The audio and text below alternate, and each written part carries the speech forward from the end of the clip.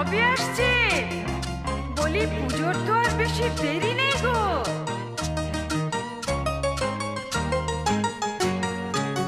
Thakurji